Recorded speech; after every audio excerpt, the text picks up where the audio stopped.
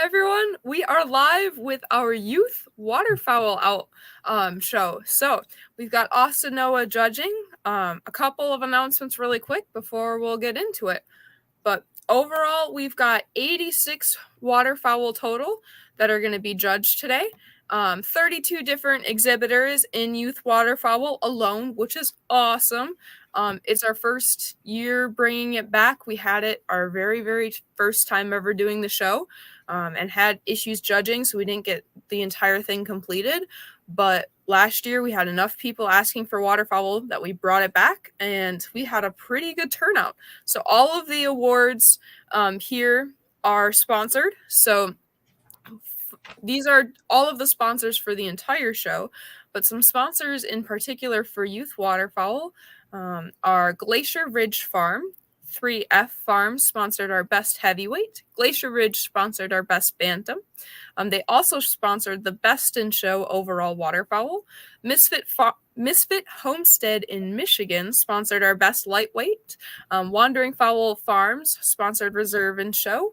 And Big Spring Quail sponsored our best medium weight. We also have Champions Blend that is giving feed out to our champion and reserve overall of the show. So if you hear of any of these brands, if they're any in, or these companies, these farms and peoples, if they're in your area, please give them a huge shout out. We would not be able to keep this show free and do everything that we do without their help. A lot of them are just small time breeders, small time farmers that really like the show, really enjoy the show. Some of them have birds in the shows, so they really are allowing us to keep doing everything that we do. The only other big announcement that I've got right away, don't forget about merchandise and apparel. If you want shirts, hats, I think they have towels. I'm working with Abigail Wojcik, I think is how you say her name, with over there to possibly get some iron-on patches as well for those people that have like show coats and aprons and want to get like an iron-on patch. But we also, that will be coming out pretty soon. But if you want t-shirts and shirts, John Flores with Fowl Creations did a fantastic job at putting together different things like that. It's pretty cheap. It's like $7 a shirt. Very, very reasonable. He did a great job. They are still recovering from the hurricane, so I don't know if they have power yet, but they said they would start shipping out orders sometime this week. So yeah, if you ordered, I'm sure you've got emails from him. I've gotten messages from him. He's done just an absolutely fantastic job. Other things coming up, we've got the Youth Large Fowl show soon. I believe that's the 19th off the top of my head. And then showmanship will be the 20th. So that'll be an all-day fun showmanship. I'm still working on seeing if we can get it live and live streamed for you guys. If not, it'll probably be something more that we'll have recorded and be able to go backwards for it and replay them after the fact, just so that we don't have exhibitors seeing questions that other people are hearing. So we're figuring that out for showmanship, but we'll try and get at least some of the champions and reserves up on YouTube for people to watch, because I know a lot of people liked seeing that reference.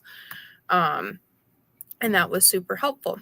But without further ado, I think that's all I've got for like major announcements. We're still looking for open large fowl judge. That's the last one I've got. So I don't have a date yet. I have a whole bunch of emails out to a whole bunch of different people. Right now, we're just trying to figure out if we can still get it done in July, if there's anyone available to get it done in July. We've got a lot of birds sitting there that have to get sorted out and gone through. So if you know of judges that are interested and have a little bit of time and are like decently computer savvy, send them on my way. Send a message with their name and email. Otherwise, I've just been going down the APA list and emailing people that I know of. So yeah. One last thing. I feel like I keep saying one more thing. Never ending list of announcements this morning, but if you want to see the judging order, see where we're at, see who's like placing in the different things, I posted the link this time on both Facebook and YouTube, so you can copy paste that link. It should pull it up live. I'm trying to update it as we'll keep going. But without further ado, I'll let Mr. Noah go ahead and introduce himself. Hello, y'all. I'm Austin Noah. I'm from Raymore, Missouri, and I am 19 years old. I started showing ducks. Ducks are my main thing that I show. I started showing in 2017, and I've been showing ever since. I just switched over to open shows, and I've been loving it. I've been to my furthest show I ever, right to this date, I've been to is New York. It was in Syracuse, New York, at the Feather Figures show. It was really fun. So I'm pretty excited for today. Yeah, thank you for judging. We're very happy to have you. I'm excited to do it. Thank you for letting me. Yeah. So without further ado, we'll get right into it with the heavyweights, starting with Muscovy. And as before with all of our shows, if you have questions while you're judging, if you want more clarification, you want more reasoning, you just want more feedback or about ducks in general, go ahead, throw a comment up there, and as soon as we get a little break or time, we'll address that comment live so you can still get more feedback and thoughts. So the Muscovy ducks, I looked at them before, and I was like, all of them are very beautiful ducks. I have enjoyed looking at them.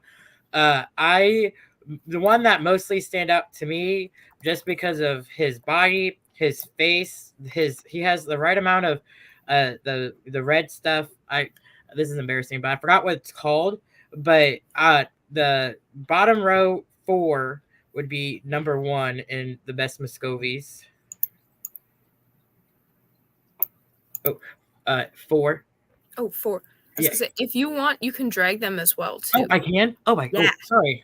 So this one, that's embarrassing. So this one would be the best Muscovy, just because his body is, his angle right now isn't. I wish it was a little bit better. I wish it was more even.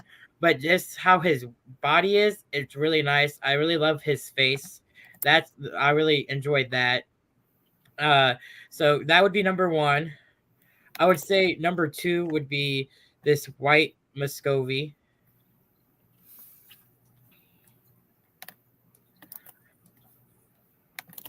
And then number 3, I looked at them. I wish some of them, I wish the pictures were better, because I feel like some of them had good sized body on them, but the picture angle and how they were standing wasn't very good. But in my opinion, I think this would be number 3 in this class. And then number 2, I'm going to say this. No, not number 2. Number 4 would be this duck. If I wish I could see its face a little bit better, because I really wish I could see how his face is. But he has a nice body to him. And then for my last pick, I would choose this duck. So the reason, should I explain why I didn't choose these 3, or? Absolutely. Okay, so on this one, this middle one, I really couldn't. It was a bad angle, and I really couldn't see his full body, so I couldn't really judge him on that one. This one, the far left one, didn't have a lot of the face features that we were looking for in the Muscovy, and then this one was gonna be number 5, but just his angle wasn't very good, and I couldn't see his whole body very well, so that's why I didn't choose those 3. All right, moving on to any other breed heavyweight. So the way we did it, there was categories on there like Pekins when you entered it. If you entered it on the entry form, we kind of played with the rule of 4 to 5. So we separate, if there was more than 4 to 5 a breed, it would have its own slide. Same with variety. If there's a whole bunch of different entries for the same breed, we would separate it by variety.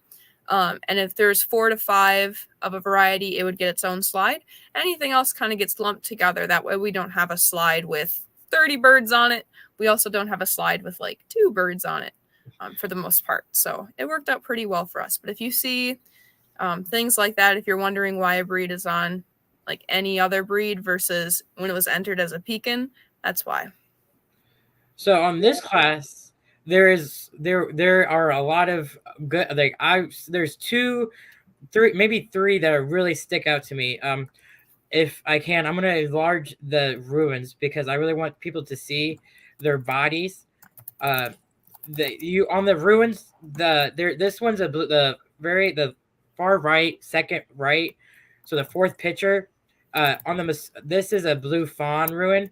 They're not recognized by the APA just yet, but there is a lot of breeders that are working with the blue fawn to get them recognized in the APA.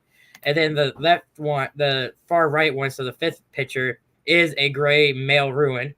And on the ruins, you want a tugboat type shape. So you want their bodies to drag the floor. You want them to be chunky monkeys. That's what I like to call them. They're my chunky monkey duck.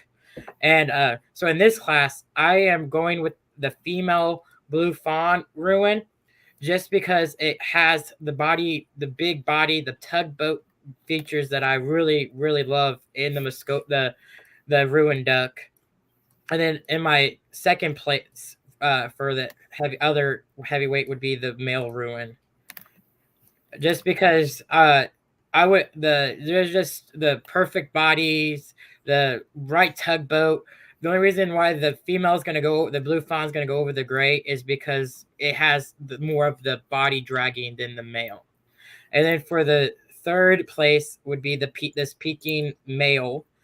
I wish like it was a little like maybe the picture doesn't show his true colors and his true potential, but I wish maybe the angle, but I wish it was a little bit bigger. Like maybe it's just how he's standing. It doesn't look as big as a Peking should look. And then for the 4th would be this. I think it's gonna be. I can't really tell the sex feather, but I think it's a male as well. And then my last one would be this. I think it's a like a hatchery type ruin. So it's not like the tugboat that we want in a ruin. So it's more of a hatchery type ruin. So that's why it's in 5th place in this class. All right. And then that is all for our heavyweights. So we'll go ahead and choose our champion of the class. You just have to place a champion in reserve. If you want to put 5, you can I'm more than happy to do that. Well, I think all 5, like I think there's 1, 2, 3, 4, 5, 6. So all 6 of them are very nice ducks. So I'm gonna, if it's okay with you, I am gonna do all 5 because I feel like all 5 of them show good potential in all the heavyweight. So for champion heavyweight, I am going to choose I think it's a blue Muscovy. He's gonna be my champion heavyweight duck.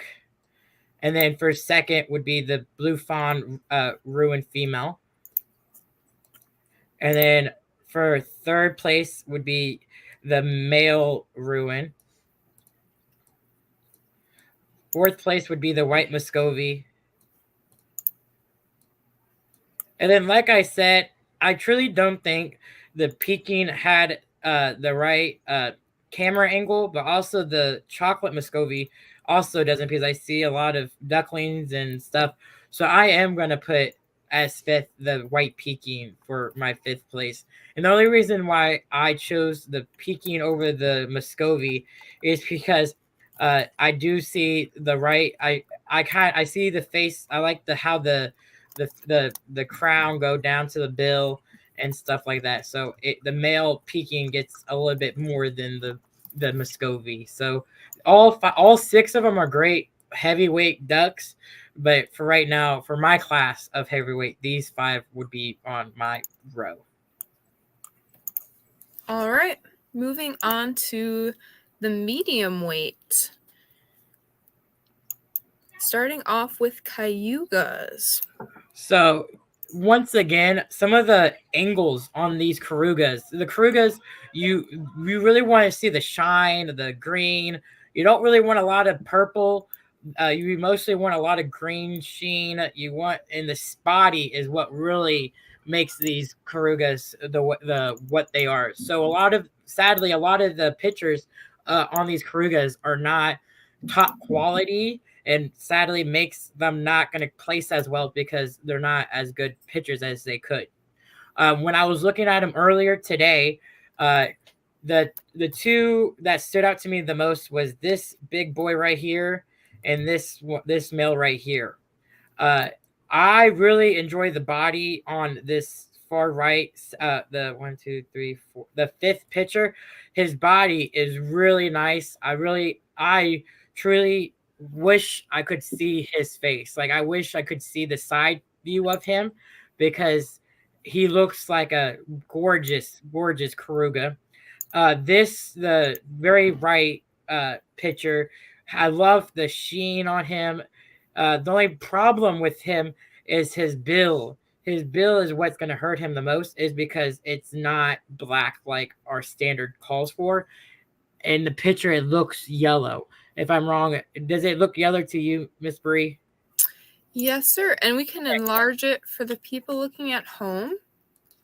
Because on the Kruger, you want a black bill and black legs. And I think this might be either a mixed Kruger that looks just perfect except the bill, or it's a really old male Kruger because their bill and feet change as they age. And so I just, by enhancing it, because on my phone I really couldn't see it, but as enhancing it, I see the yellow bills. So I'm gonna pick this big man right here as number one medium duck. He has that right body. He has the color. The only thing that I'm really missing is the side view where I can see his face. And then my second is going to be, I'm gonna say, this female right here. And then my third is going to be this one right here. And so these three right here, these two, this one right here, the middle one, is hard to judge because how the picture is, it makes him look really, really skinny. And it doesn't look like he has a lot of meat on his head. His neck kind of looks like in my sense, a kind of like a light duck with how his neck is standing. And maybe that's just the picture. And then this one right here looks like, I can't really see how it is. But for today, I'm going to do this one fourth, and then this one fifth. And then this one, I'm just going to leave as honorable mention. So those, sorry, that's my dog. So then that would be what the order of my Karugas would be today. All right, on to Swedish. So you definitely could tell that there is some blue Swedish and some black Swedish. The black ones are very beautiful. The blue ones are also, I really like the blues too. This one, sadly, I will have to disqualify because it looks very blurry to me, and I cannot judge it perfectly. But for the Swedish, I'm gonna do the second photo on the bottom, because I actually have two pictures on top. The bottom second photo I'm gonna enlarge for people because the male is very beautiful. It has that perfect bluing. It has that white chest that we want in the Swedish. It is very good. It has that orange feet like we want. So we are going to put that as my number one choice in the Swedish class. And then my second choice, I really wish this picture, if the one that I'm moving right now, I wish I could see its feet, because if I saw the whole body, it looks like a very beautiful black Swedish. But this black Swedish is going to be my number 2 choice.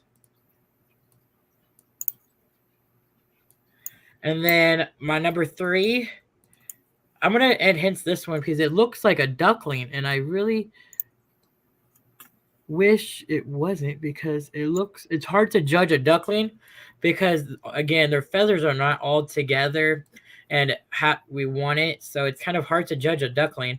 So I am going to choose the one that I can't see its feet as my 3rd. And then I am going to choose I'm going to choose I'm going to choose this as my 4th pick, and then this would be my 5th pick as my Swedish today. And then again, the reason why I didn't choose the 2 pictures is this one is really hard to judge because it is a duckling, it looks like, and then this one is just so hard to see his the true color and potential that I just cannot really judge it correctly as I could, or as I wish I could. All right. And again, I've said it on other lives, but we will be mentioning the first place for every bird, each slide at the very, very end. Go ahead and take credit for them. And whether or not they place first, second, third, fourth, if you're proud of how they did, you can go ahead and share the pictures, share screenshots of this. I'm completely fine with that. Everybody should be proud of how they did. Every duck that I've seen so far has been very beautiful. So every owner should be proud of how their duck is doing so far. Yeah. And we've got a separate post up there too. So go ahead and share pictures on there, share stories. I'm working on getting the ribbons and certificates ordered and in. So as soon as those will be out, you can go ahead and share pictures with all of the fun awards too. So any other medium weight? So there is some really good looking medium ducks here. I really these crested right here really stands out to me. And this buff right here really stands out to me too. These two, I went back and forth while I was looking at them like today, back and forth really hard because this crested has that poof, like it looks like it's in the middle of the, like where we want it, in the middle of the crown. It looks like the feathering looks really good. It looks like a good bird. I wish whoever took the picture had the cage open so I could see more of the body. The wire is kind of getting in the way. But for this class, I'm going to go with this male right here, the buff male. Second would be this crested right here. Third is going to be the other buff male.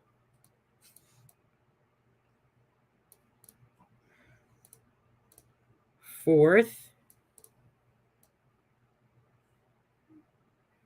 is going to be the crested duck, the other male crested duck. Or it might be a male and a female. The male crested duck's going to be my 4th place. And then my 5th is going to be this female buff duck. And then the reason why I didn't choose these two is this one I am going to say is a runner duck. So it's in the wrong category. And then this one also looks like a light, but it looks like a magpie in a sense. So I couldn't really place them in our medium class, any other medium duck class, because I truly don't think they're medium ducks. Can you explain a little bit for anyone, like the exhibitors that may have entered it or anyone watching, what makes you think it's a light duck and what you're looking for in that medium duck to keep it in the medium weight? Yeah, so most definitely, I can definitely explain. So the reason why I think most definitely on the far right left one, the one that has like the brown, a white, and then brown body, is a light runner, is because a runner duck it kind of looks like it's gonna try and stand up like a runner duck, and it has more of a light body looking shape to it. And then the right one also looks very like light to me. It doesn't look heavy. Like a medium duck should be like when I raise my Karugas, I want them to be about 7 to 8 pounds. So you don't want them to be like heavy, like a heavy duck, but you kind of want them to be pretty meaty because a medium duck is going to be good for a dual purpose breed. So you want it to be good for egg laying, and then you want it for meat too. So you want a meaty bird as a medium duck. And so let's go to this buff medium right here. So my first place buff, you could definitely tell the head is very like round and perfect. The crown goes down, it goes straight to the bill, and it looks like the belly comes down to the breast is wide and round like we want. And so medium duck should be anywhere from the 6 to 8 pounds is a good medium duck in the range of that. And so you just mostly want a medium duck that is in the between a light duck that is going to be more for eggs, that is going to be more laying, and not, you don't want it to be too skinny, but you also don't want it to be a heavy duck that is mostly for meat, that is going to be like up to 10 to 12 pounds of a big duck. So the reason why I think these are two light ducks, in my opinion, is it just doesn't have enough meat on their bodies to be a medium duck. We did get a clarification. It looks like they are Anconas. Anconas? Yeah, I didn't check to see if this is the exhibitor or if it was someone commenting just familiar with the breed, but I am not very familiar with anaconda or Ancanas. Sorry. Yeah, no, you're good. I really that's on my half. I did not do my research, I guess, on anacondas. They aren't in the standard and they aren't a recognized breed, so it kind of makes sense if you're not super familiar with them. But I think there's a few people. At least I've seen some in my area. I'm not a huge waterfowl person, so I'm not like all up to date on waterfowl for anyone watching. The waterfowl portion of the show is a learning experience for me, just as much as it is for you guys. But it sounds like they've at least got a breed club.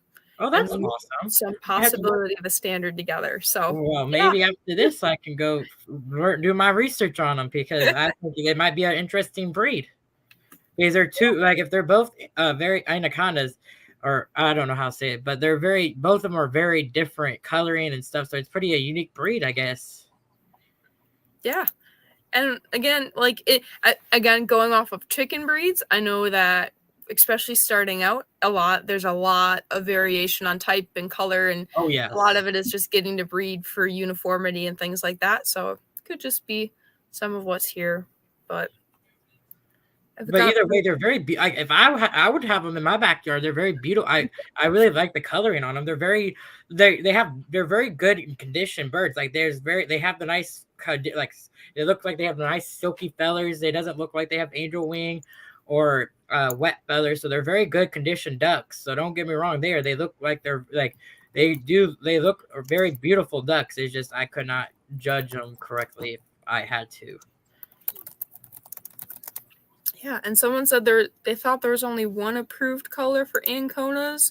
It doesn't look like there's any approved colors for Anconas. Just looking on the APA website, I didn't see I didn't see an accepted color list, but apparently it is. So this is one approved color for Anconas, and another comment saying they're on the livestock conservatory list or conservancy list. So yeah, that's pretty cool. Yeah, if anyone wants, here I'm gonna post the link really quick for the APA, so you can see for like the different accepted breeds and varieties, and yeah, you can see what we're looking at.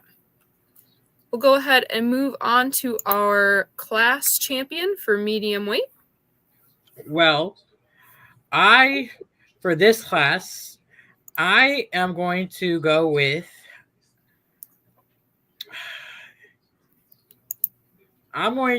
the male Karuga. I love his body. I wish I could see, I wish I could see his face, but going off his body and the green sheen, it's very beautiful. My second place is going to be the blue Swedish. My third place is going to be the crested.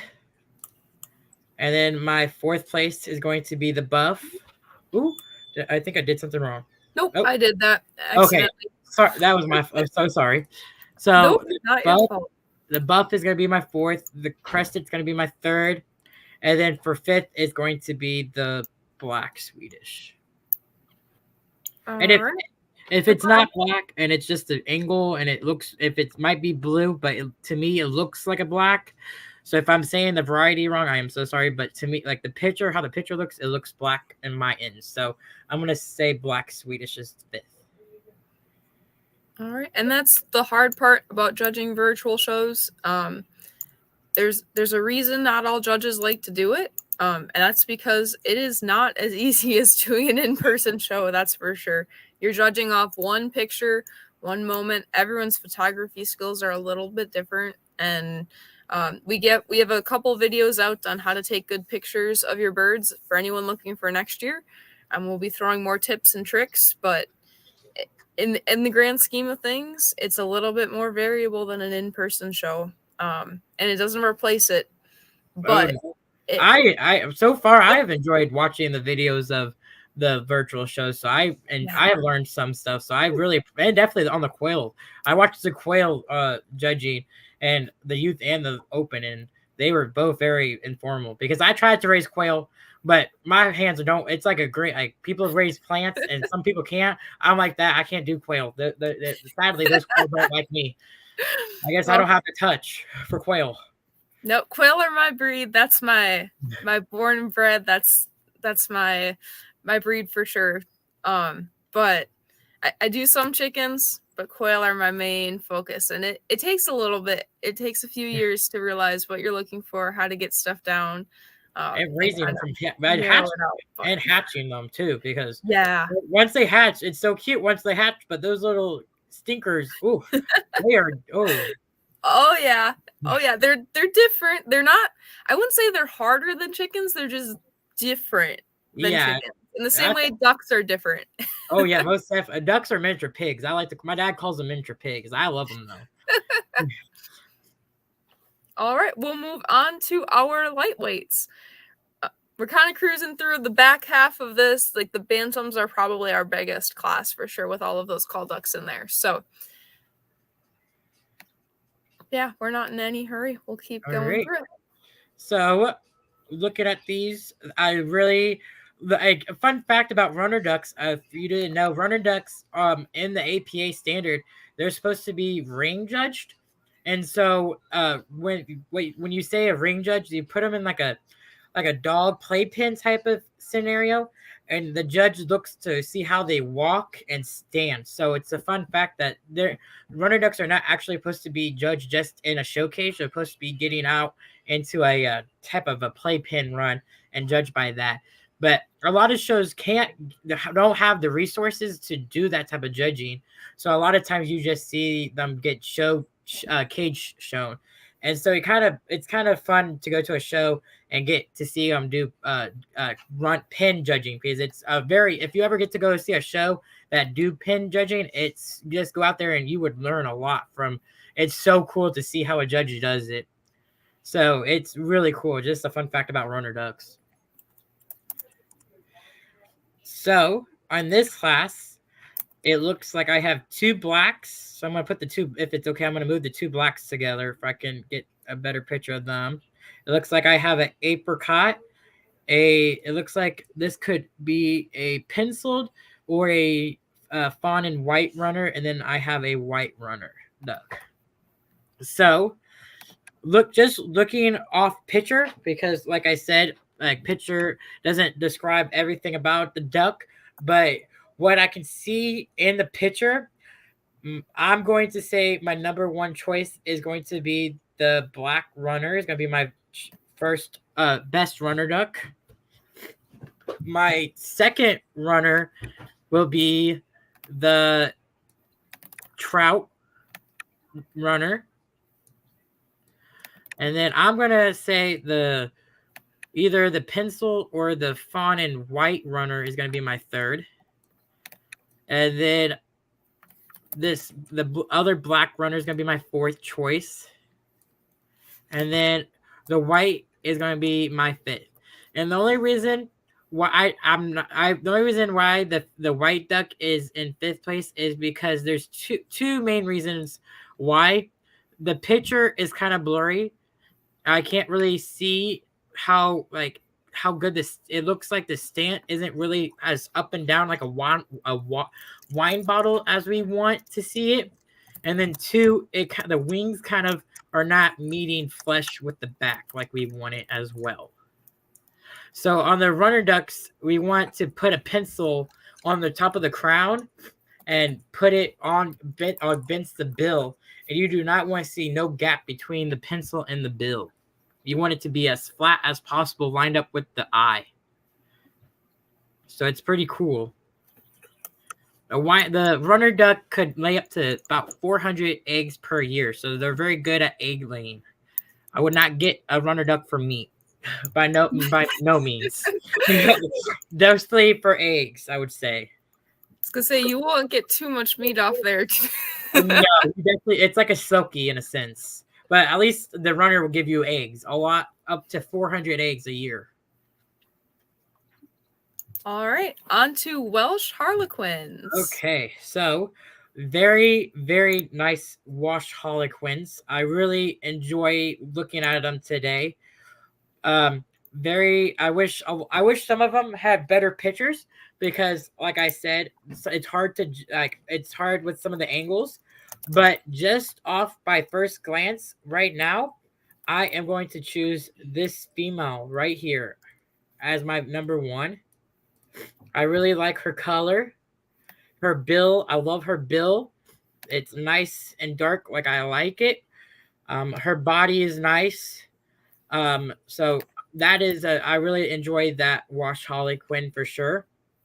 My next one I am going to say would be this female one right here.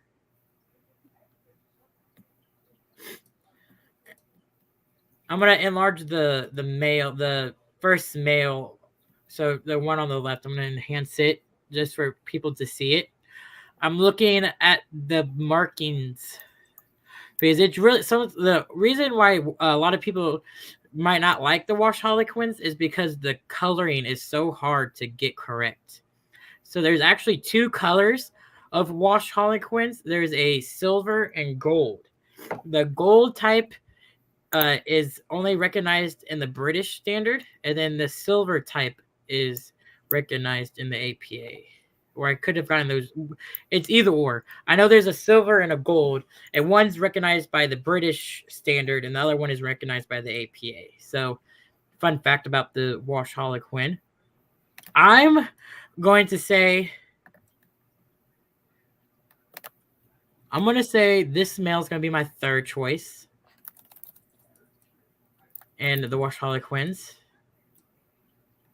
I'm going to put this female for my fourth. And then for fifth, I'm gonna do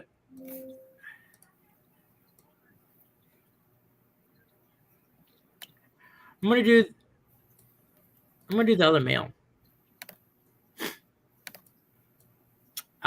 So the reason why I didn't choose these two Welsh Harlequins, this one is just I think the male overbeat it just a little bit more, so that's why.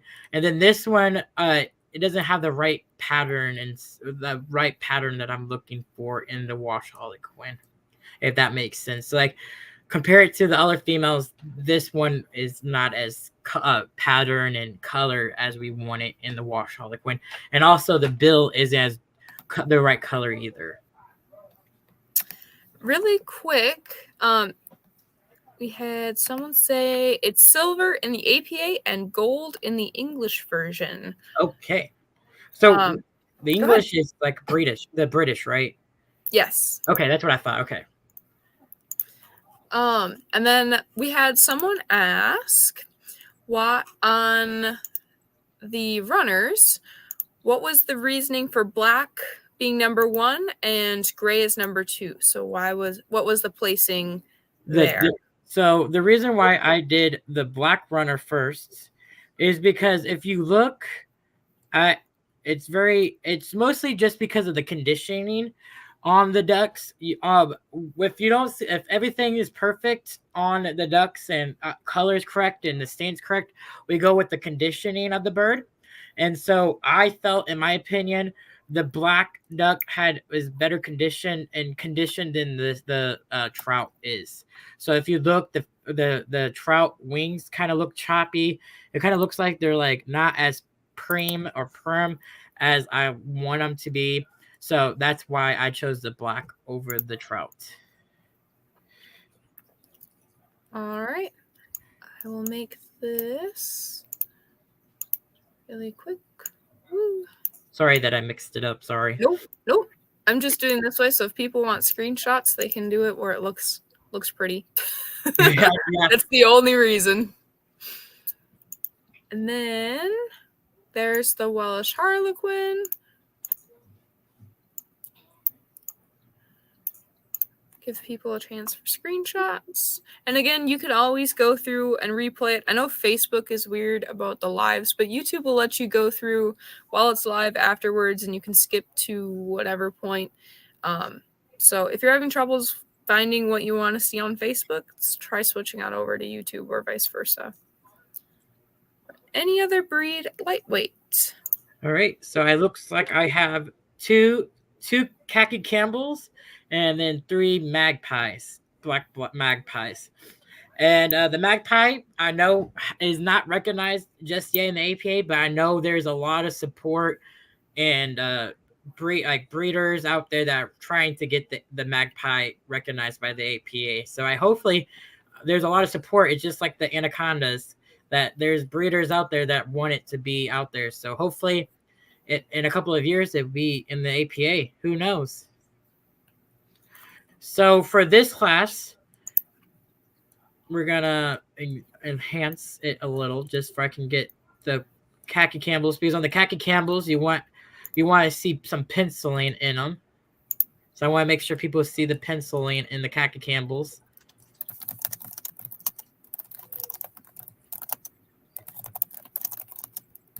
And then in the magpies, you kind of want to even spacing of colors. So like yes, the magpies, you want a little bit of black and splashed in there, but you kind of want it to make sense. You just don't want spots all over the place. So for this class, I am going to place. I'm gonna place the second khaki Campbell first. And then I'm going to place the very last magpie second. The male magpie second. And then I am going to place the next khaki Campbell in third. And then I'm going to place this magpie in fourth. And then this magpie in fifth. And if people are asking maybe like why I chose the khaki Campbell as my winner, it's because it has perfect pencil. I really like the penciling in it. The penciling is you want some penciling in the khaki Campbell. The bill is the right color, and I really like how the body like it might not be like you might not think it's the perfect pose for a khaki Campbell, but I really like how it's standing. And then my second place magpie, I really like the body of the male. The male looks very like I like the body stand. I like the body. I like the breast. I like the crown. So those two are definitely my top two birds right there. All right, on to our champion lightweight. So all 6 of these birds are very beautiful birds. I really enjoy. I'm glad they're on my champion light duck. For the today, I am going to say I'm going to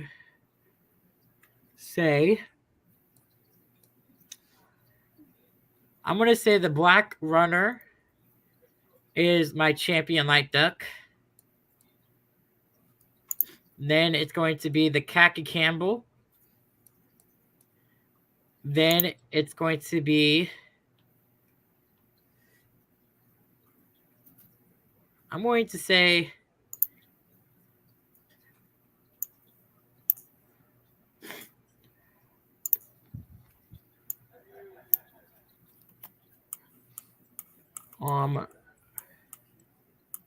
And if you want, I can pull third place as well. I'm going to place the magpie third. I'm going to place the Walsh Harlequin fourth. And then I'm going to place the harsh Harlequin fifth. So that would be my top 5. Like, again, the only reason why I am not choosing the trout runner is because of its condition. I believe the condition is not everybody else's condition is a little bit nicer than the trout runner. Just by the pictures, the picture does look like the trout is not in condition as very well as the others. So we had a question. Khakis are considered medium weight ? Khakis are actually considered lightweight. Again, a good resource for anyone looking for it is, let me see if you can see it right now. Let me really quick do this. May I add something about that, Miss? Yeah, absolutely. So, of a fun fact, the khaki Campbell actually came from the runner duck. So the runner duck produced the khaki Campbell. So that's why it's in the lightweight, is because you might not look, if you're looking at it, it might not look like it, but the khaki Campbell came from the Indian runner. So sometimes a hatchery type khaki Campbell might look or might kind of stand like a runner duck. It's just because it came many years ago from the runner duck. Yeah, awesome. I didn't know that, so that's really cool to know, and yeah, have in the back pocket. For anyone looking and wondering, I'm pretty sure I put it in the comments. But this is the APA website, super helpful resource. This part of it especially is free for anyone to look at. If you go up to resources and breeds and varieties, you can sort in here, like if you want just waterfowl, the breed you're looking for, varieties, and it'll show you everything that's currently accepted. And then what class, what variety, things like that. So just a super cool resource to have on hand to know about. APA also has a whole bunch of different events, resources, links, articles, all sorts of stuff on their website if you ever get a chance to check it out. Another fun fact. Sorry for all the facts. Fun facts. No, you're good. The cat in the English version or the British, whenever you go through, they recognize a white khaki Campbell. So in the English/British, they have a white khaki Campbell, and I do not know of any breeders in America that raises white khakis, but I think it's pretty cool that in the English/British they have a white khaki Campbell. That is really interesting to know. And like the genetic side of me is like, okay, what genes? Like, are they the same dominant white, recessive white that the chickens have, or like the pied that we start to see in the quail? And I have the reason why I know all this is because I have a English/British standard. So I have it. I like to look at it just because it's sometimes unique to see. because like it's another in the runner ducks, we in America only recognize maybe I think 8 varieties of runners, and in the English/British they recognize about 14. Interesting. Yes. I've got the British standard, but I really only pay attention to the chicken part of it. It's a little bad of me, but I only do the waterfowl, so I only pay attention to the waterfowl part. So we just switcheroo, I guess. all right, on to our biggest and final class, the bantams. Here we go. I'm I'm excited. also my goal this year is to take more pictures of bantam ducks. Well, all different kinds of ducks. So I've been taking different photos at shows. That's what you're seeing on these class slides if you've been watching them. I've been trying to get ones in every other species. I've got pictures from each class on that slide that I've taken at different shows. I'm working on getting there with ducks. I don't have enough duck pictures yet, but That's okay. yeah. And then the other thing we're looking at doing for next year is we're hoping to add geese into the waterfowl. Oh, that'd So be for fun. everyone that was asking about, hey, how do we get more geese? Or like, how can we enter our geese? That hopefully will be coming up next year. And I know you said it. I think it was either the open waterfowl or open bantam. I think someone asked about pigeons, and I think like not next year, but I think I have pigeons. I know I love my pigeons. I think it'd be fun to do a virtual pigeon show as well. So my problem with pigeons is I know even less about them than I do about ducks. And the question is, I don't have a standard for them either. And so being able to find someone like that is both APA accepted judge and can judge pigeons. Oh, that's really hard too. Yeah. And is comfortable using a virtual show.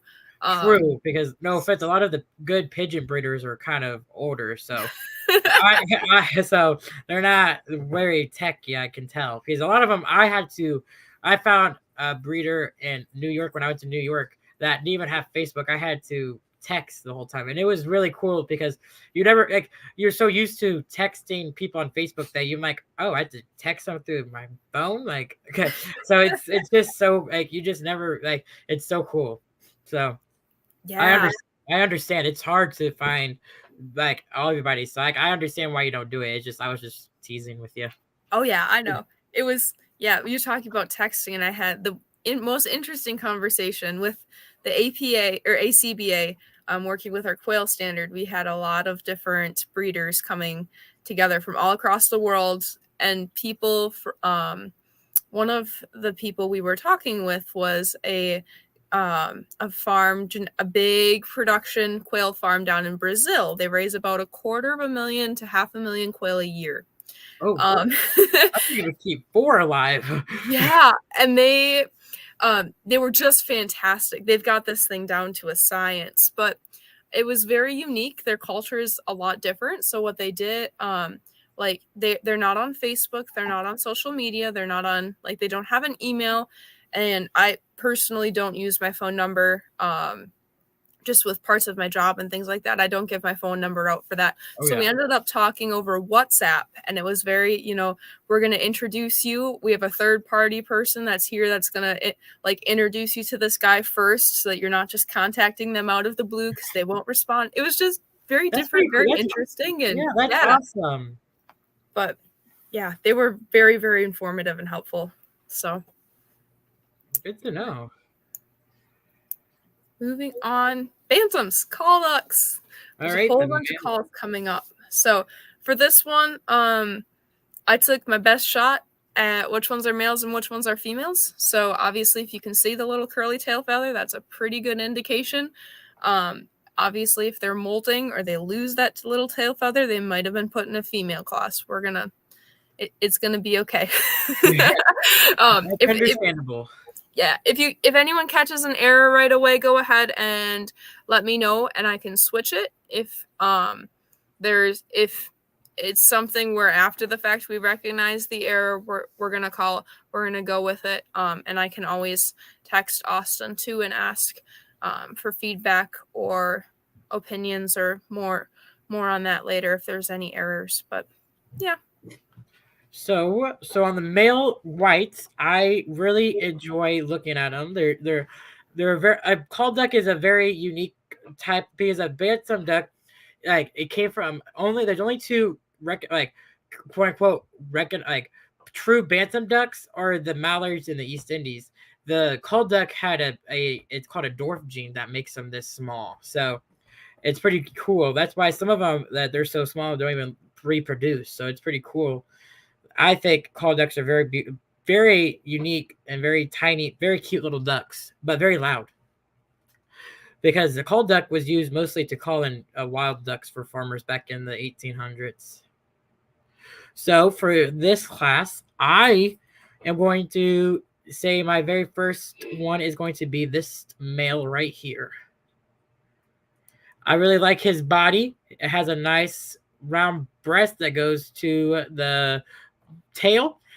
It's a very, I like how his cheeks are, his eyes really nice and round and tiny and black, and his bill looks really tiny. Not, you don't want it too tiny, but you want them to be, you want them.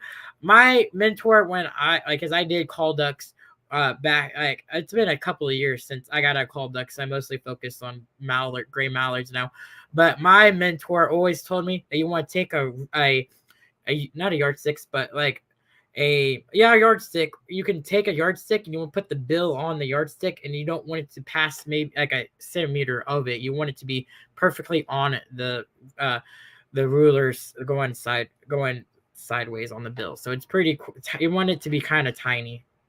My second choice is going to be, I'm going to say this male right here.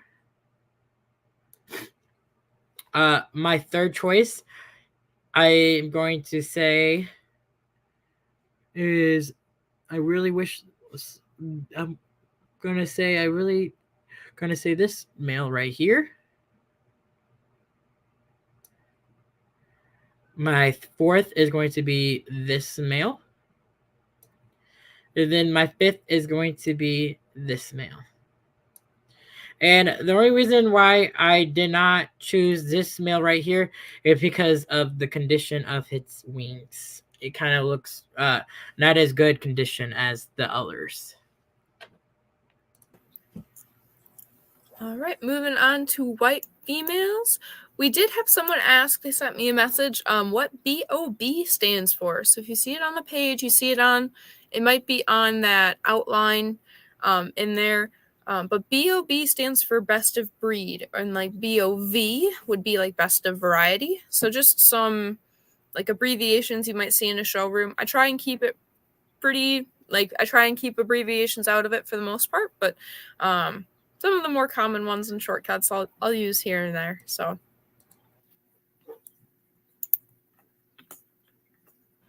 some of the pictures are not the best area because there's a lot going on in some of them. And this one, so in this picture or in this class, I'm going to say this female right here is going to be my first choice. My second one would be, I'm going to zoom in this one. Is going to be this female right here.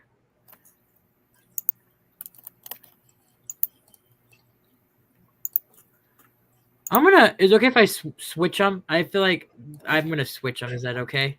Absolutely. Okay, I'm going to switch these two. I feel like this female, by the looks of it, it looks a little bit better. And then, in my opinion, and then for third, it's going to be this female right here.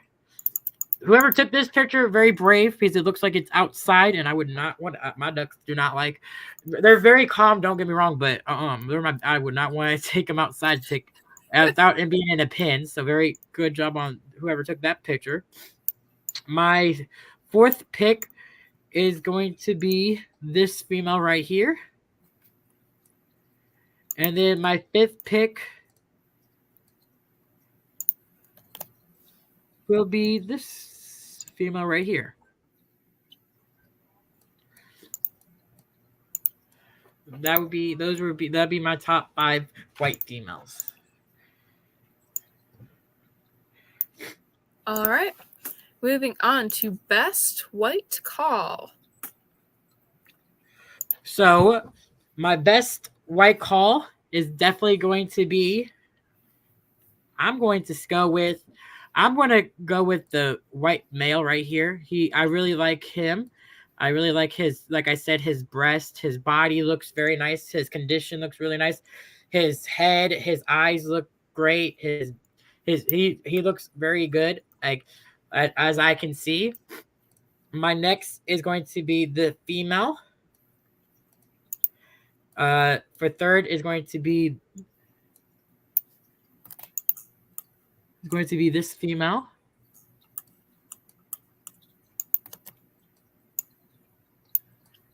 This female will be my third. The exhibitor of that, your fourth plate, or that female right there standing on the table you were talking about, said that the duck very much. Sorry, you're cutting out on me. Right. Oh, there we go. The exhibitor of that duck on the table said that the duck pretty much took flight right after that picture was taken. Oh. I was okay. That's fun. That's pretty.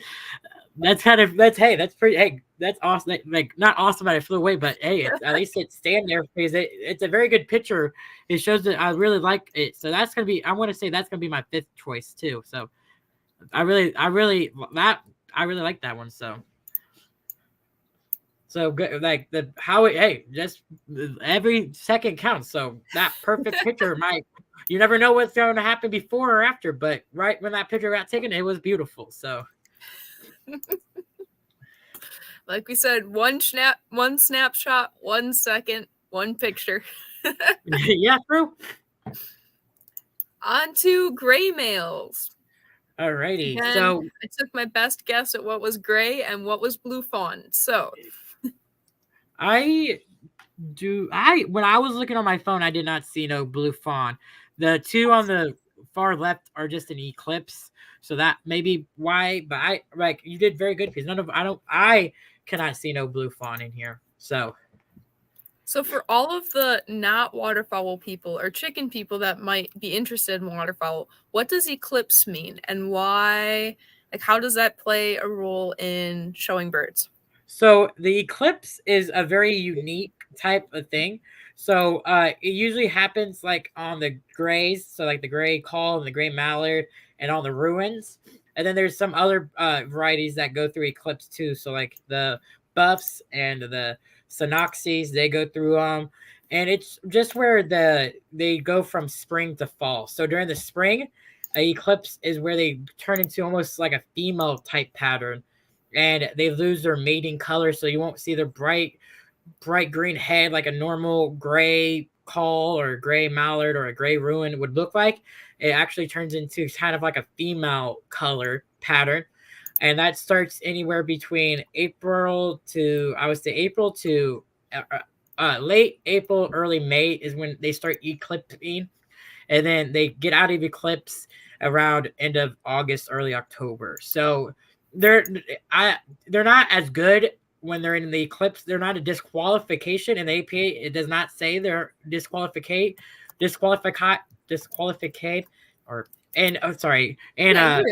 during shows, so they can still win, but a lot of judges do not like eclipse birds. It's just not, you can't really tell. Like I've had a lot of judges tell me that if my gray mallard wasn't in eclipse, he would have won. But because he's in eclipse, it just doesn't look. He kind of looks raggedy. He kind of looks old in a sense. He loses his bright colors. So it's just where like they turn from breeding season to non.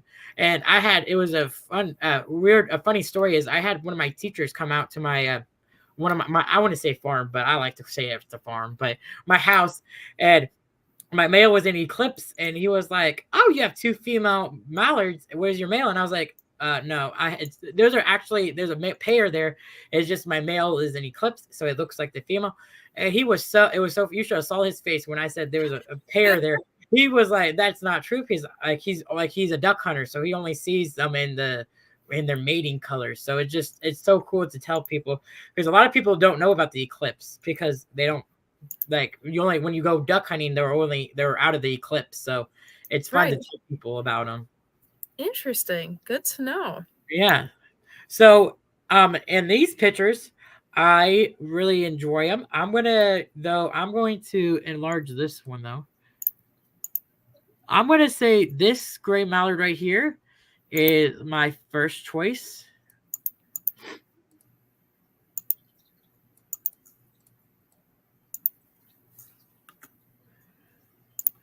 I'm gonna say I know I just said a lot, but I'm gonna choose a duck that's in eclipse, and it's gonna be this male right here. I really like his body. I like his head.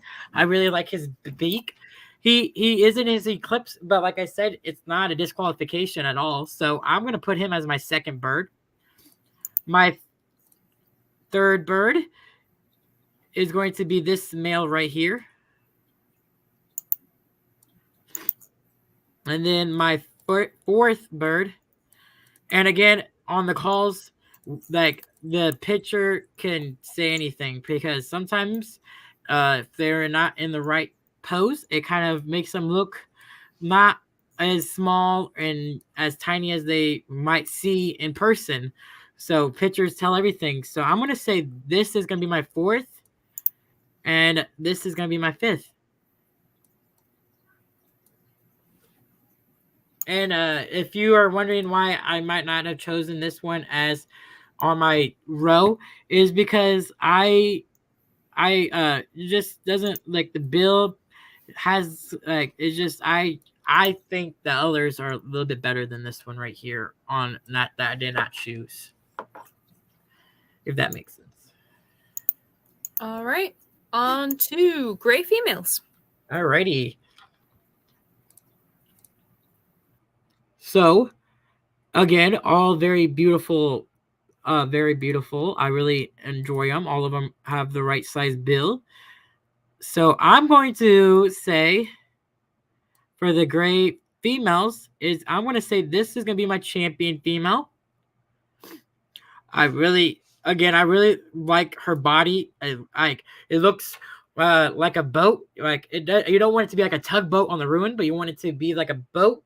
And then if you're looking up, you can't really see it because it's not overhead. But if you're looking down onto it, like the back, you want it to look like a teardrop. So you want to make it look big, and then it goes into a small little teardrop. So it kind of looks like a teardrop. And by the picture, it looks like that. And then for second place, I'm going to say this female right here is going to be my second choice. For third place, I'm going to say this female right here.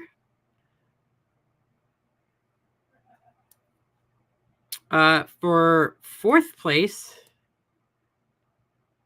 I'm going to go with this female.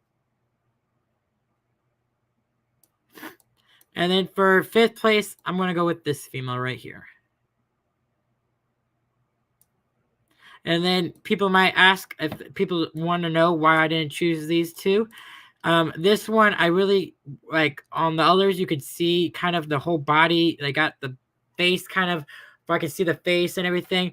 And I couldn't really see that. And then in the wing, it doesn't look very good conditioned. The wing, it looks like it's going through a molt. So that's why I didn't choose this one. And then this one, the pose of this duck doesn't look as good as I think the others are. So that's why I didn't choose those two females. All right, and I've got everything good to go for our best of variety gray. All right, so congratulations to the breeders on these. I'm going to say for my first choice for best variety is going to be the female gray call. She just everything that I want to look for in a gray call. I really like her body. I really like her face, her head, her beak is very beautiful. Second place is going to be the male. Third place is going to be this female. And then I'm going to choose this male. And then I'm going to choose this female as my fifth choice. We did have someone message in just a little note for people looking at the gray females. One of the females, according to the message, has a white underbelly. Or I don't know if it has a white underbelly or if they're just saying in general that a white underbelly on gray females is considered a defect. So for anyone looking for like fair birds or show birds for this upcoming season, definitely take a look at that underbelly. Make sure they don't have any white or white fluff showing through. I don't think, like, just from looking at it, I don't think it's any of these birds. Okay, I was like, oh no. And then also you want to make sure the bar are like kind of, you want to make sure they have bars too. So like on the wing, when you're looking at a gray, like a gray call duck, you want to make sure there's a bar there. So like that's the white that's going down on the wing.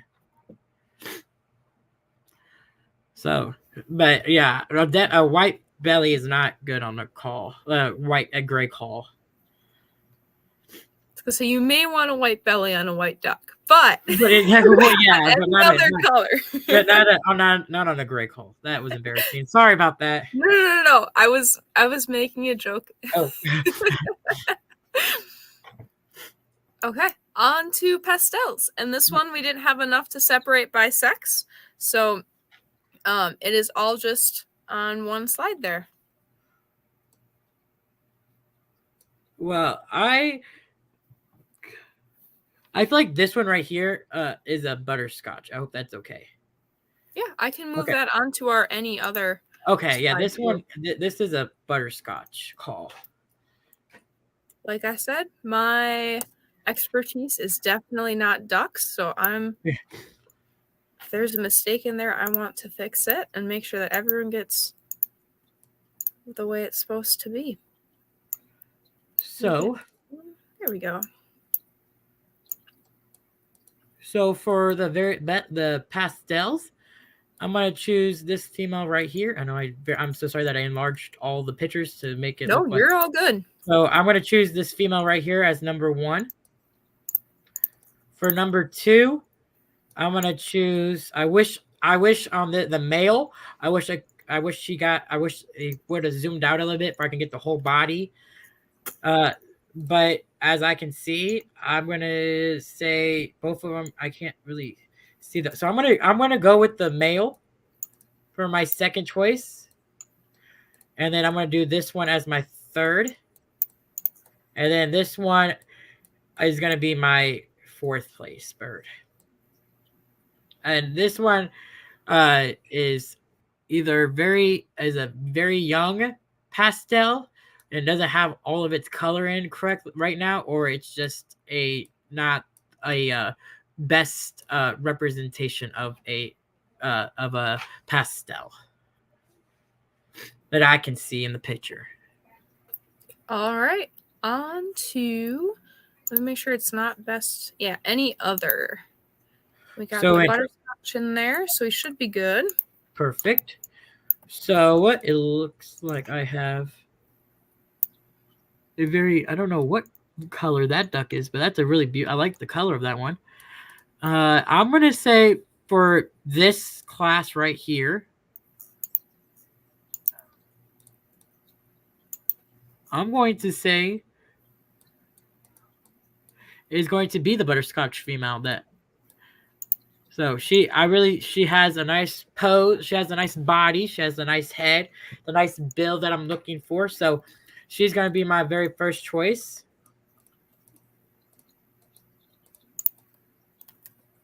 And then for second is going to be this male right here.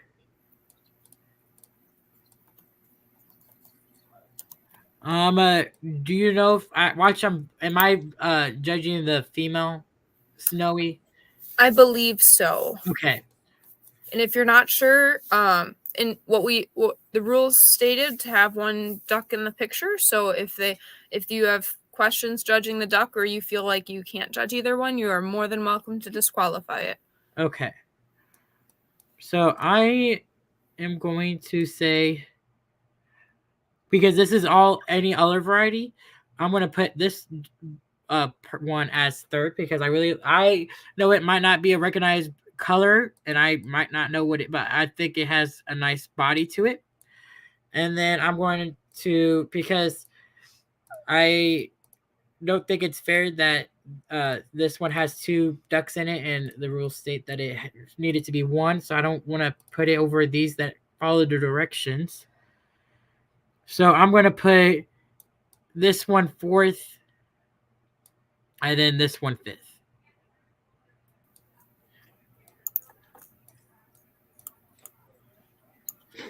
Awesome sauce. And then I'm going to just really quickly move the top 2 over. I generally move just the top 2. If you want more, if you want 3rd place for either variety or 4th place for either variety, just let me know and I'm happy to bring over the next ones. But we are on to best call. All right, perfect. So for best call, these are all very beautiful calls. I am very happy with them all.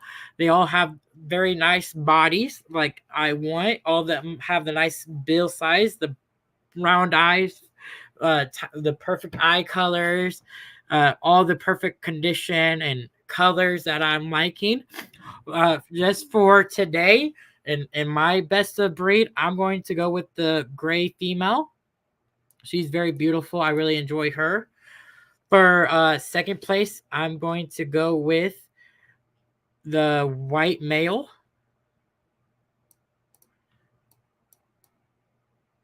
For 3rd place, I'm going to go with this butterscotch female. She's very beautiful. I really like her. For 3rd place, I'm going to go with the gray call, sorry. And then for 4th place, I'm going to go with this baby. For 5th place is going to be this white call. So all of the ducks, all of them are very beautiful call ducks, very good representations of their variety and color. But for right now, these 5 would be my top 5 on the call ducks.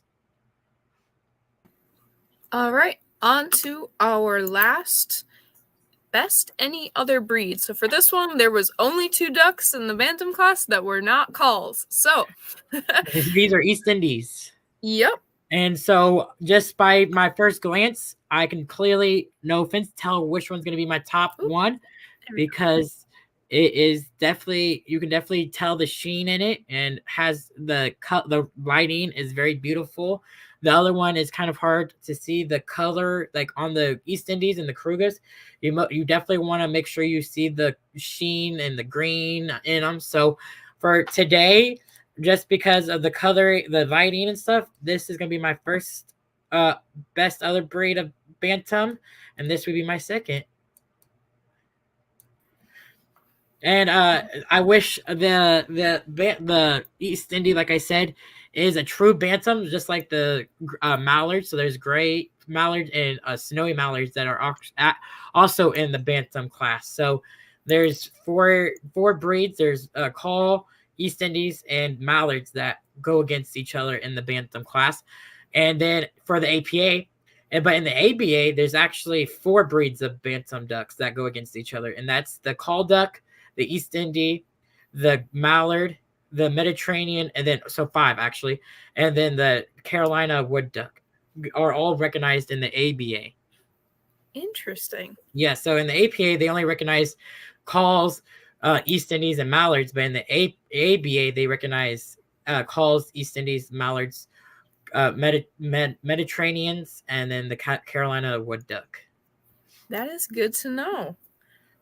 So it's very interesting. So if you are an exotic waterfowl breeder out there that have Carolina wood ducks and Mediterraneans, come out and join us at a show. You might be able to win. I was gonna say, yeah, and these are good things if anyone is watching for and competing in showmanship in a little less than a week. Good things to take note on. I'm not creating the questions for it this. The person that is probably going to be skimming through some of these videos, and she's definitely covering all of the species. So that's good.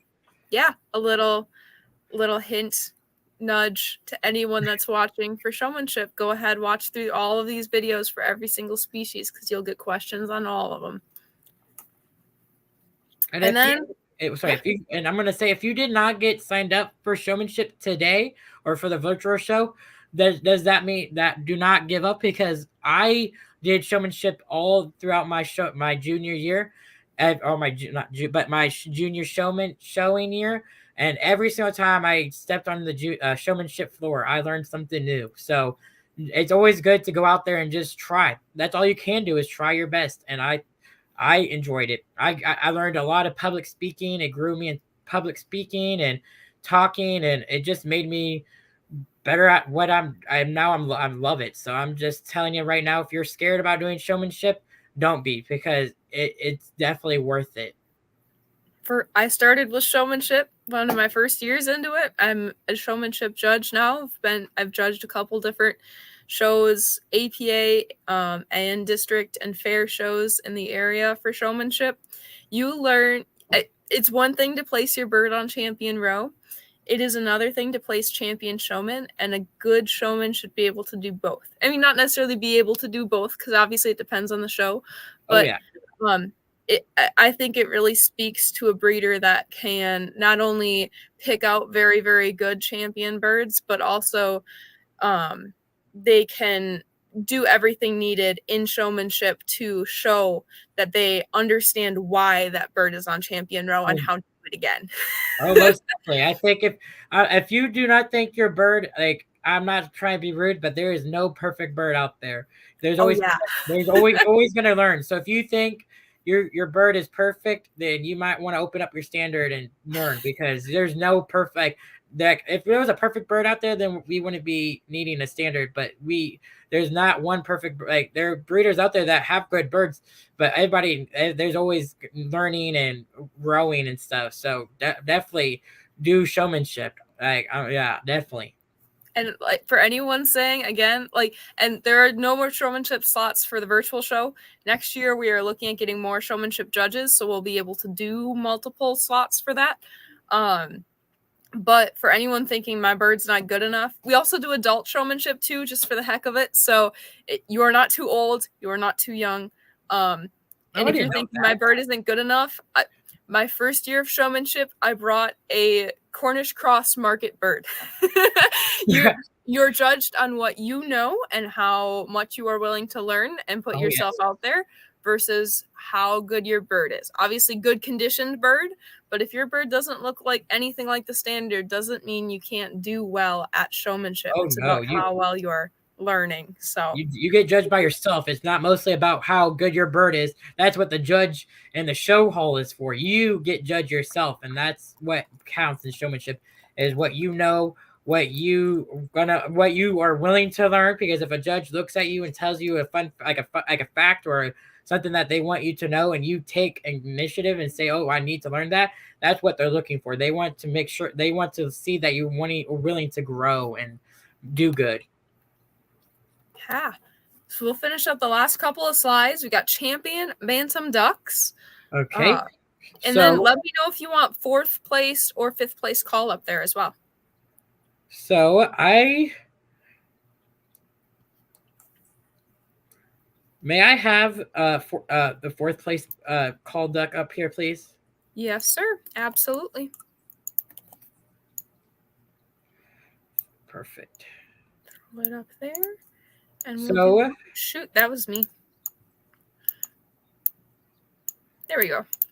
So for champion bantam duck, I'm going to go with the female gray mallard. Gray call. See, I'm sorry, I mixed. Sorry, the gray call is going to be champion bantam duck today. For 2nd place, it's going to be the white call. 3rd place is going to be the butterscotch.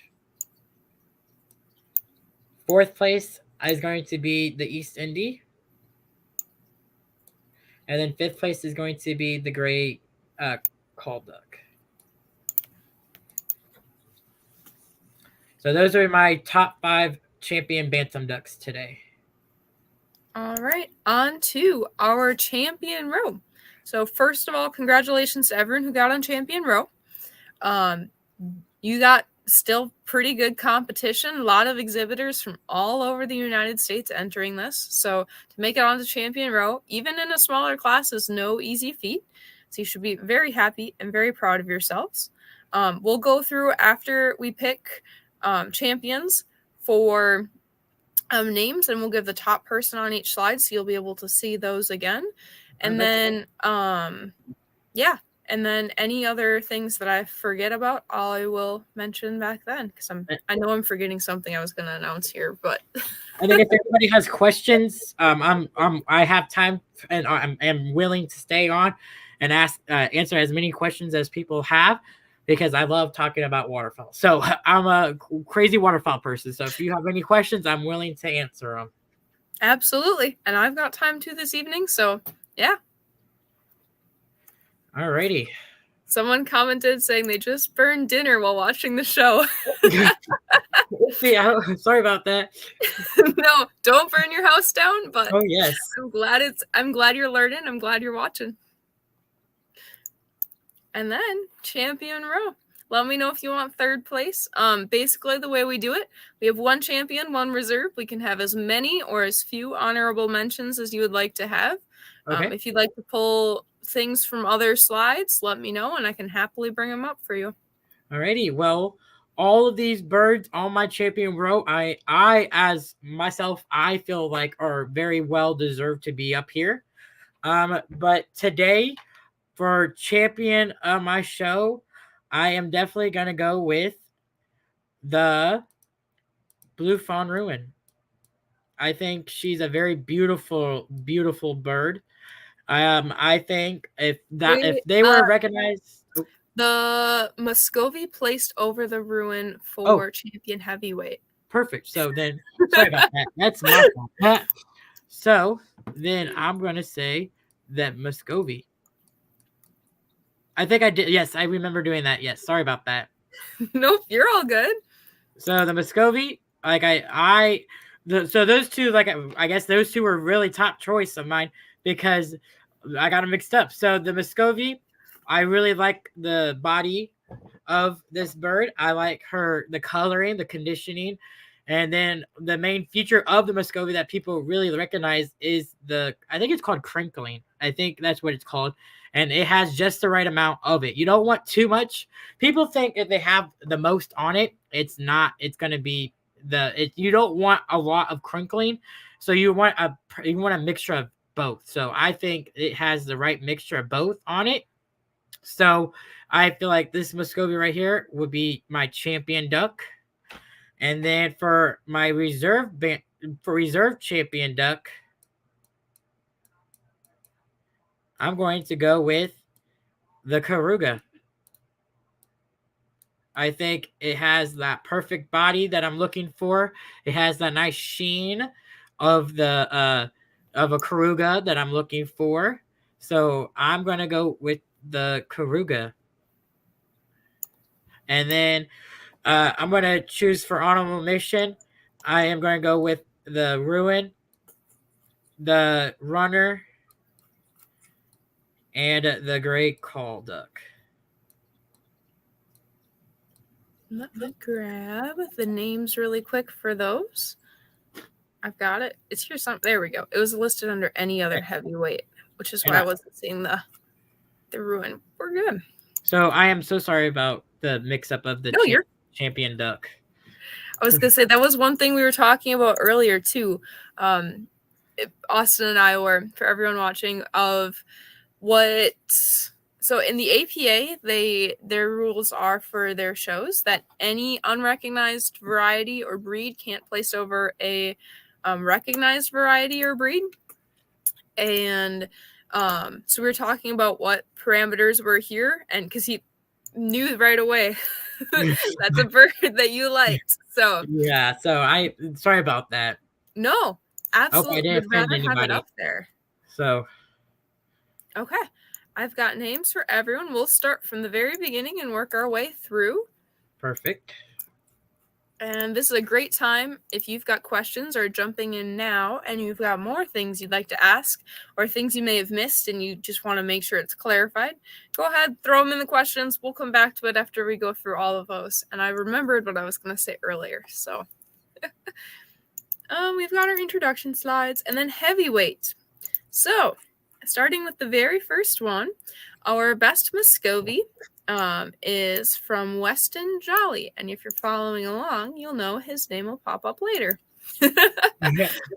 Getting into our any other heavyweight with that blue ruin was Grant Anderson.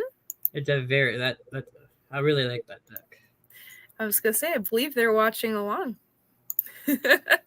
On to class champion. Our champion here was that Muscovy from Weston Jolly, and reserve champion was any other heavyweight with that ruin from Grant Anderson. On to our medium weights. Our Cayuga was Grant Anderson again, number 92 there. On to our best Swedish, Valerie Rodriguez. You may notice that name in there from the calls and also in the open show. I'll clean up this one really quick. And our any other medium weight was Ben Hartig, I think is how you say his last name. On to our champion medium weight. And that is number 92, Grant Anderson with the Cayuga. Into the lightweights. With the runner duck, we have Isaac Andrews with the black. Isaac Andrews also had, I believe you said it was apricot for the second one. Apricot, yep. Yeah. And then onto Welsh Harlequins. Harlequins was number 287, Linden Myers. I think I'm saying their name right. On to any other breed lightweight. We have Haley Elbert there in first place. Haley also raised some large fowl and bantam, so be seeing more of those later. Maybe seeing more of her later. On to champion lightweight. We have in first place Isaac Andrews with his runner duck. And then into the bantams, we've got our call duck white males. Our best white male is Jace Dudley. If you're following along in the open bantam, he had Jason Luke showed and entered birds together there, so it's not an unfamiliar name. White female is Savannah Freeman. Also, if you're following along, she took champion bantam the other day with that Seabright. She's got that white call out there in front. And that overall best of variety white went to Jace Dudley with that male. Into the gray males, we've got Penelope Strait right there in first place. She also took first place for gray females. So it's no surprise that she took first place and best of variety gray. Into the best of variety pastels, not including the butterscotch one we had in there. We have number 92, again, Mr. Grant Anderson in first place. So Grant definitely had a really good day today, hopefully. Into the any other called up with that butterscotch, that's from Glacier Ridge Farms, the Melodic Boys. So Ooh. Grant and Gavin, they've got quite a few bantams entered into the other show. And they're all over. I see them they're from Wisconsin, so I know them, see them at a lot of different shows in the area too, which is That's just kind awesome. of fun. That is awesome, yeah. We're on to our best of breed call duck. So this one was by far our most competitive. I can get the breed numbers later if anyone's curious, but we've got 109 Penelope Strait with that gray female out in front. Best any other breed East Indies was Jace Dudley, and he had both of those entered up in there. And then for our champion bantam, it is again Penelope Strait. we'll start with the bottom on champion row. I say bottom, it's champion row. So, you know, you're if you're getting this far, you're doing something right. But the champion Bantam Penelope straight there with that female. We've got the runner, which is Grant Anderson, and that blue ruin, which was also Grant Anderson. No, I thought the runner was Isaac. I was going to say, thank you for catching that. That runner was Isaac Andrews. And then going over to the reserve champion duck was the Cayuga from that's why I put the names for honorable mentions into the reserve champion category. But it will be Grant Anderson in there for 92. And then champion overall duck is Weston Jolly with number 70 on that Muscovy. And again, those are all of those ducks on champion row are very beautiful, very well-deserved ducks on that row. So congratulations to the exhibitors. We had a question really quick. I want to make sure everything is kosher with the way it's working out. We had someone ask if a bird didn't place... if a bird beats one bird in the class, how does it lose against the same bird overall?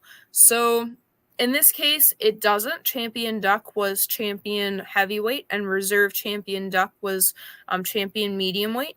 Honorable mentions are a little bit different. So honorable mentions aren't like an official placing. They're just something that the judge wanted to call forward for different reasons. So if you take a look at like our quail show, we called some honorable mentions that didn't even make it to like best of variety, just because it was if this picture had been taken a little bit better, it could have made it onto here. It could be this variety isn't recognized, but I still wanted to give it some recognition here. It could be this bird is really nice and I just couldn't win for the champion. So anything on honorable mentions there was it's not an official placing, and it doesn't have to make its way up the ranks. It can be called out or just pulled from somewhere, but the champion and reserve overall do have to be in order. Yeah, and that's like the main questions I see. Yeah, any last thoughts, comments, things from people? A lot of congratulations. Good job, everyone on there. I'll be sending out, we did have a couple questions on previous shows. I'll be posting that list of names with the different awards and things like that onto the website, so keep an eye on the website. The other really big announcement, we finally got the Open Fun Show working. Took quite a bit. A lot of people messaging about it. I was told you can vote more than once, so I'm guessing every couple of hours you can vote again. I'm not 100% sure. But if you can do that, great. Go ahead and vote again for him. Yeah, that link is posted in the comments. The general link to the show where I'll eventually be posting names for all of the champions and the best of each slide. I don't know this year if I'm going to be able to go through and screenshot every single slide. I think that's just going to be a little bit too much for what I've got time for. But if you want to take screenshots, you are more than welcome to. And if you want to share your pictures, share things from the show, again, absolutely allowed. I'll be leaving comment sections up on my website as well for people to share that. So yeah, go ahead, check that out. Keep an eye on the website. Vote for the fun show. And yeah, thank you, Austin, so much. I appreciate you letting me judge. I had fun. Yeah, no, I definitely enjoyed hearing about it and all the fun facts and tidbits in between. And yeah. All right. I'm going to end the video, everyone, but hope to see you on the Youth Bantam or the Youth Large Fowl show coming up.